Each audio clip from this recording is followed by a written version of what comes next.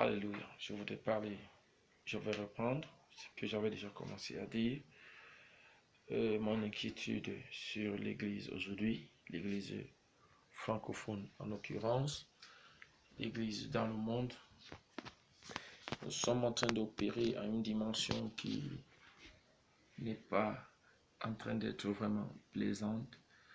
J'espère que ce que je vais dire va trouver des oreilles qui vont nous écouter, qui vont essayer de prendre ça à charge et de prendre ça au sérieux afin que le Seigneur puisse nous venir en aide et que les uns des autres nous puissions commencer à nous réveiller. Je suis le prophète Hans.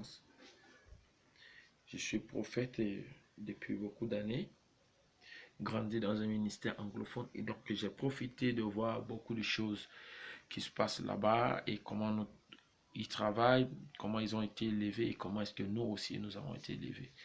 Malheureusement, nous n'avons pas les mêmes capacités. Nous sommes pasteurs, nous sommes prophètes, nous sommes ceci, cela, comme eux, les anglophones. Mais nous n'atteignons pas leur capacité spirituelle d'action et nous devons être sérieux et sincères en tant que ministre de Dieu. Et nous devons voir qu'il y a peut-être un problème qui se passe. C'est la considération de Dieu, la considération des serviteurs de Dieu, la considération de l'onction de Dieu, la considération de toutes ces choses qu'ils ont et que nous n'avons pas. Ils ont des prophéties directes et droites qui précisent, qui expliquent. Tout le monde, ils sont beaucoup, je peux les citer, Shafat Bouchiri, Yobe Angel, Salomon, l'apôtre Johnson Suleiman, prophète TV Joshua. Il y en a beaucoup, que ce soit même au Cameroun, dans le pays où je suis, les anglophones sont plus avancés dans le ministère que nous. Maintenant, la question c'est que nous, francophones, qu'y a-t-il comme problème entre Dieu et nous? Serait-ce encore la miséricorde de Dieu que nous devons appeler? Sommes-nous devenus plus intelligents peut-être que Dieu, peut-être que les serviteurs? Sommes-nous en train d'agir dans ce que Dieu ne veut pas? Interpellons le ciel pour que le Seigneur révèle. Mais moi, je vais vous dire ce que j'ai reçu de la part de Dieu, d'abord d'avance. Nous n'avons pas de parents spirituels que nous respectons. Nous n'avons pas de parents spirituels. Nos parents, c'est avec des lèvres. Nous ne sommes pas très sincères.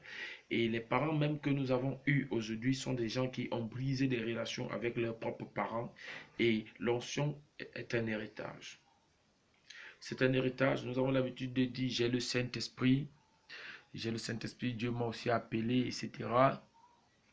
Dieu m'a fait ceci. Cela nous a poussé à manquer du respect à ceux qui doivent être nos parents et qui doivent nous oindre.